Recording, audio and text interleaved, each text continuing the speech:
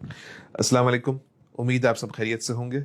मेरा नाम डॉक्टर हाफिज असलम है और मैं अमेरिका में इंटरनल मेडिसिन का रेजिडेंट फिजिशियन हूँ। आज से 40 साल कबल 1981 की बात है कि अमेरिका के एक कस्बे में लोगों को एक स्किन की बीमारी मंजर आम पे आई। उसके कुछ अरसे बाद कुछ लोगों में एक इंतहाई डिफरेंट किस्म का नमूनिया मंजर आम पे आया और उसके बाद लोगों में मुख्तलिफ किस्म की प्रेजेंटेशंस आती रही जो किसी डॉक्टर की समझ में नहीं आ रही थी। लेकिन 2 से 3 साल के अरसे में साइंसदानों ने उन तमाम प्रेजेंटेशंस को इकट्ठा किया और एक नया वायरस दरियाफ्त हुआ जिसका नाम था ह्यूमन इम्यूनोडेफिशिएंसी वायरस, जिसकी सीरियस फॉर्म को हम आज एड्स के नाम से जानते हैं। यह बताने का मकसद ये था कि आज ये लाइन बड़ी कॉमन है, स्पेशली पाकिस्तान में, कि कोरोना को हर चीज कोरोना के खाते में डाल दी जाती है। ऐसा नहीं है।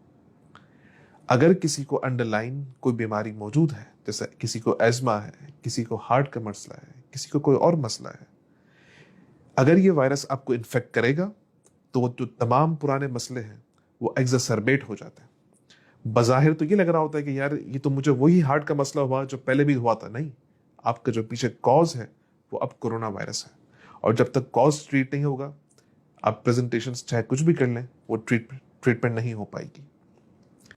दूसरी बात, जिस तरह एक दीन का मसला हो तो वो एक आलिम दीन से पूछा जाता है, जिस तरह एक फिजिक्स का मसला हो तो वो फिजिक्स के टीचर से पूछा जाएगा, जिस तरह आपके घर में नल का खराब हो जाए तो वो आके प्लम्बर ठीक करेगा, बिल्कुल उसी तरह होना यही चाहिए था कि ये मसला मेडिसिन का था तो उसे डॉक्टर ही से पूछा जाना चाहिए था। लेकिन अनफॉर्चुनेटली हमारे कुछ अपॉर्चुनिस्टिक यूट्यूबर्स ने सिर्फ पैसा कमाने के लिए कुछ ऐसी वीडियोस बनाई, ऐसी कॉन्स्पिरेसी थ्योरीज जनरेट की जिससे वो लोग तो पैसा कमा गए, लेकिन हमारा मुल्क इस वक्त एक इंतहाई मसले का शिकार हो चुका है।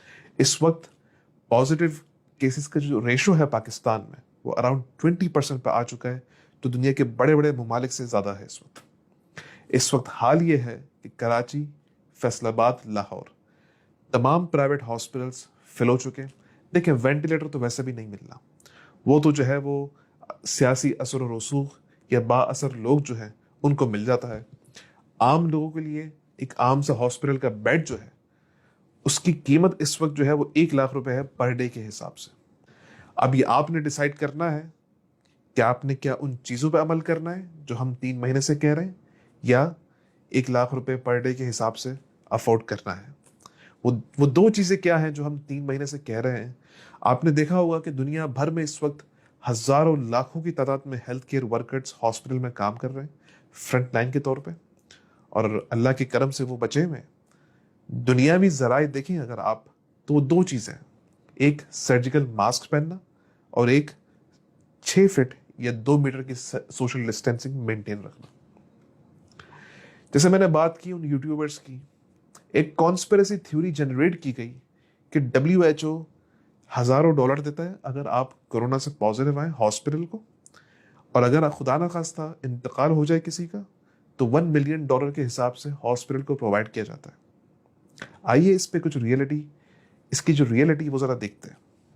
अमेरिका में एक बहुत बड़ी ऑर्गेनाइजेशन जिसके सैकड़ों की तादाद में हॉस्पिटल्स हैं, अभी कल ही मुझे बताया गया कि उसको तकरीबन पर डे $1 मिलियन का लॉस हो रहा है। उसकी वजह क्या? कि हॉस्पिटल जो जनरेट करता है पैसा वो सर्जरी से करता है, वो कार्डियक कैथेटराइजेशन से करता है, वो दूसरे प्रोसीजर से करता है, वो तो कुछ भी नहीं हो रहा है इस वक्त, तो हॉस्पिटल भी लॉस में।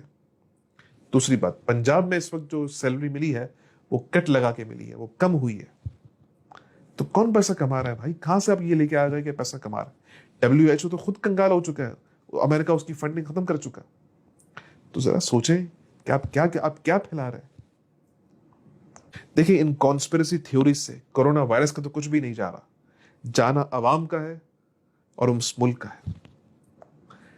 एक और बात हमसे पूछी गई कि मुझे लो ग्रेड फीवर हो रहा है, मुझे हाई ग्रेड फीवर हो रहा है, 1 घंटे के लिए फीवर हुआ है, तो क्या करें?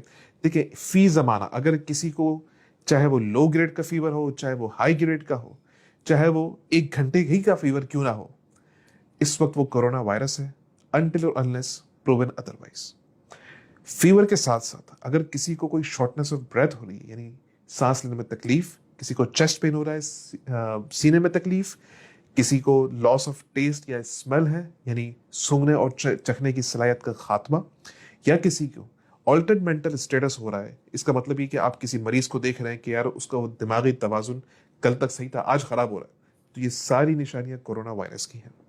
अब ये अलामत किसी में जाहिर हो गई तो अब क्या करें? अब एक केस ले लेते हैं कि कोई अफोर्ड नहीं कर सकता टेस्ट। ये आजकल पाकिस्तान में इन कॉन्स्पिरेसी थ्योरीज की वजह से लोग हॉस्पिटल नहीं जाना चाहते। तो आप क्या करें? आप सिर्फ घर में अपने आप को आइसोलेट करें फॉर 14 डेज। बेहतर तो यही है कि टेस्टिंग करवाएं।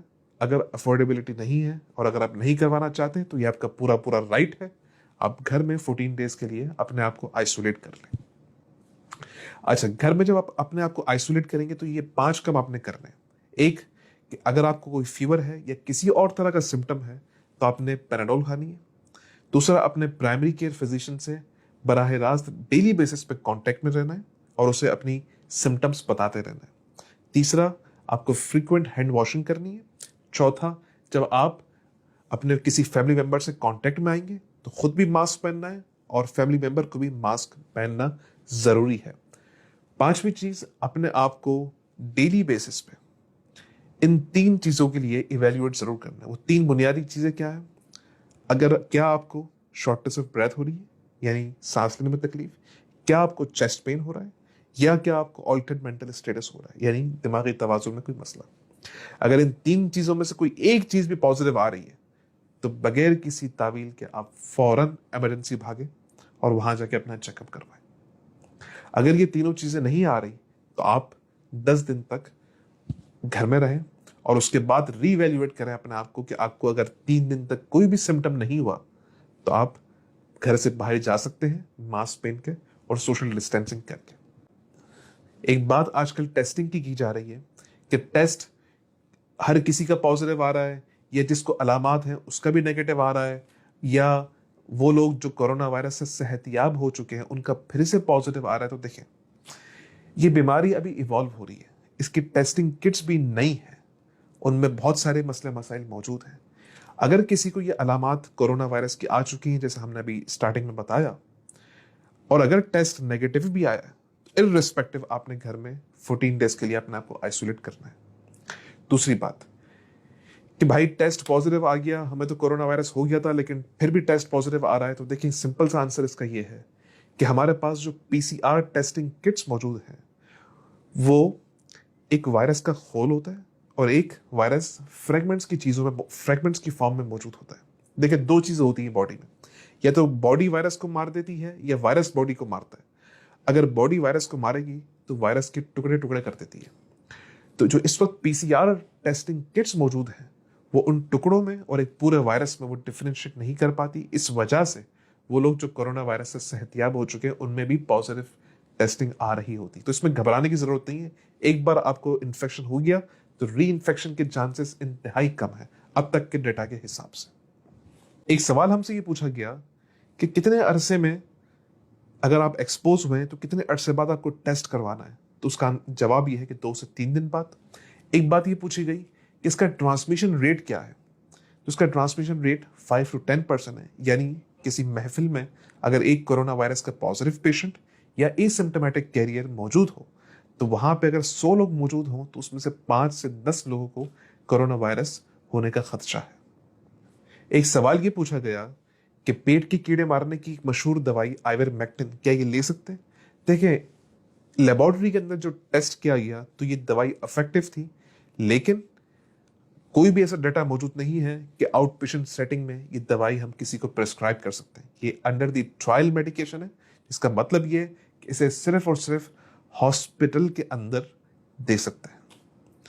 आखिर में सिर्फ यही कहना चाहूंगा कि अपने डॉक्टर्स पे ट्रस्ट करें।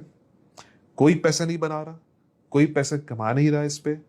जो फ्रंट लाइन वर्कर हैं वो खुद परेशान हैं अपने लिए और अपनी फैमिली के लिए। आखिर में आप सबसे गुजारिश करूंगा कि इन कॉन्स्पिरेसी थ्योरीज से कोरोना वायरस का कुछ भी नहीं जाना हमारा है। कोरोना वायरस पूरी अपनी आबोताब से पाकिस्तान पे हमलावर हो चुका है। अगर हमने अपनी एहतियात ना की तो उसके हालात बड़े संगीन हो सकते हैं, अपने लिए नहीं अपने बुजुर्गों के लिए, अपने माँ बाप के लिए और बाकी जो हमारी ओल्ड पॉपुलेशन है उसके लिए सोचें और अपना ख्याल रखें। और आपसे हाथ जोड़ के गुजारिश है कि किसी भी तरह की कोई अलामत मौजूद है तो प्लीज़ प्लीज़ घर में रहें, बाहर निकल के ना खुद अपने आप को मज़ीद बीमार करें ना दूसरों को इन्फेक्ट करें। इसके अलावा आपका कोई और सवाल हो, कोई और कमेंट हो, आप बिल्कुल कर सकते हैं एमडी चैनल पे, इनबॉक्स के थ्रू या कमेंट्स पे। अपना ख्याल रखें। Thank you so much. Take care.